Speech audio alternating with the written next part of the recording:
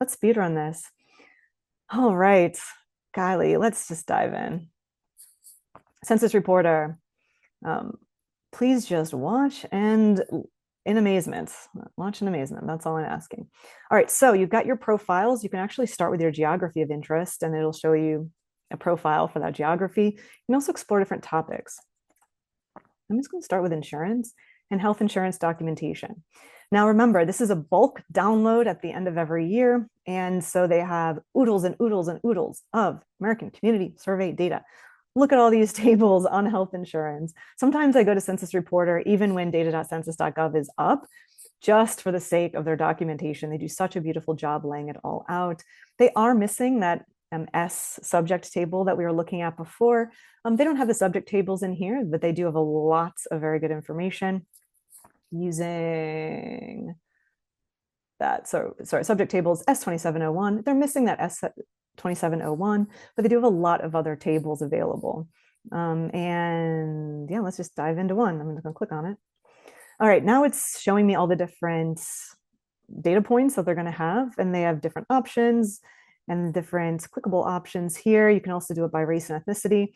I'm just going to start by Congressional District 5 for Wisconsin. All right, boom. And there it is. Here is all of the information. This is very granular by age. You can do a map.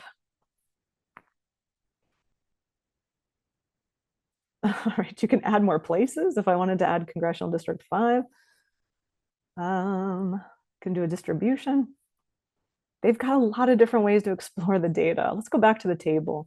Now, this is all percents, and you can see it's all percent, but I can also switch it up, and I can also switch to totals as well. So if I'm looking for that number, remember we're looking for that number, and then we can. So this is great. This is Congressional District 4. I want overall insurance. I would have to add all of these up in order to get those. I also need a US benchmark. Find a place. I'm going to compare it to the US benchmark. Let's see, United States.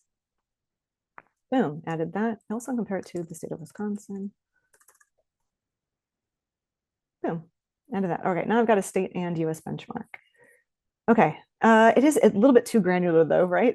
It's really going into the differences by age and sex. So I'm not going to use this table, but it is a really awesome, awesome, awesome tool. All right, if I go back to the Census Reporter and I start with Congressional District 4, Wisconsin.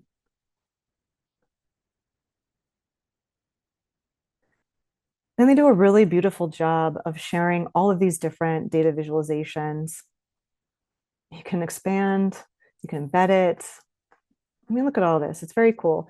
Now, uninsured or not having insurance is not one of these beautiful displayed ones here, but there's a ton of information on the Congressional District. Awesome. And if I change my mind, I want to go to Congressional District 5, I can actually just click on this map and it'll go straight there. So if you're ever in a meeting and you're like, hey, let's just compare and contrast with key stakeholders from different regions, then you can always do this too. Okay. Awesome, awesome, awesome data source. We're going to skip over this one because this is the one we'll end up using. Let's go to the CARES map room. I'm actually preloaded. So the University of Missouri has a really amazing extension program, which means that they serve very, very practical tools to members of their state. And one of those very, very practical tools is national data. All right, so right now I have US congressional districts preloaded, but actually the data are by county. I can also go by tract, which is smaller than county. This is the uninsured population. So I can do tract, ZCTA. This is a zip code equivalent used by the Census Bureau. And I can zoom in too. All right, look at all of this data.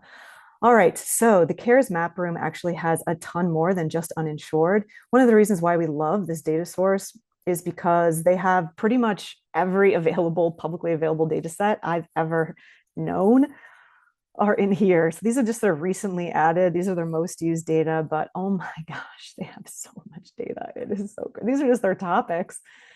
Oh my gosh, they've got so much data. It is crazy. Very easy to get lost in all of these data. Obviously, they go way beyond US Census Bureau data. I guess we can just go for it and see okay, American Community Survey. Oh my gosh, look at all this data. It's crazy amount of data. Oh my gosh. Thank you, CARES. All right, that is that data source. All right, and then we also have county health rankings. I think many people have used the county health rankings. I'm just going to go straight to the uninsured variable and this indicator that they show here.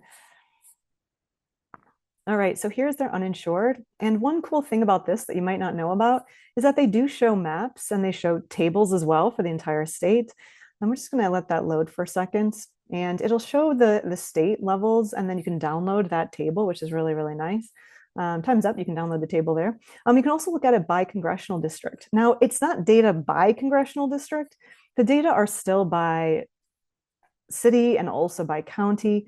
But you can see within the congressional district what's going on. Actually, I think the most interesting thing is Census District 4. You can see that there's disparities of place within that region. So if you're ever looking for, finding disparities within a region, then going a little bit smaller geography is helpful.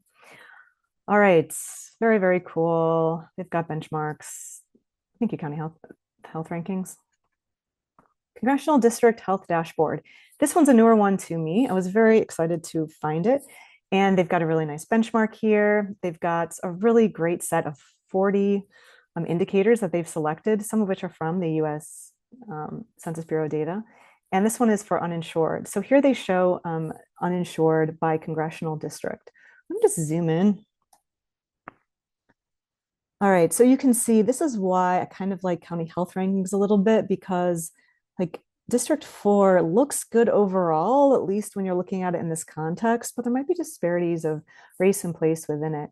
Now, they let you do a deep dive into the district, and they have metrics by demographics as well.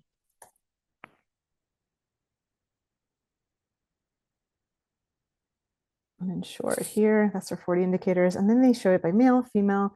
So even though they show just the whole district level, you can actually dive into different demographic disparities here. I think they've done a really beautiful job. It's very easy to use, but don't forget about these little options up here. Okay, oop. But you can see it's not for the most recent time period. It's not for the most recent time period. It's for last year's data. Not bad. Probably it's about the same, but it's for last year's data. And county health rankings is the same. All right. Let's swoop back up here to my congressional district. This is the one that we're going to be using today. So we'll be sharing this link in the chat. Okay, very, very simple. And this has a very simple vibe, but it has a secret power, which is it's connecting to the application program interface. And so it has the most recent data. If we click on socioeconomic, these are little tabs here. And I can scroll down to health insurance, and I can say with health insurance, with no health insurance. And right now I've got my number. All right, so I'm just going to go copy. I'm copying that right now. And I'm having a little look, making sure that it's right. And I'm going to scroll down. And you can see that they've cited their source right here. Each one of these places cites their sources, always worth looking at their cited sources. Okay,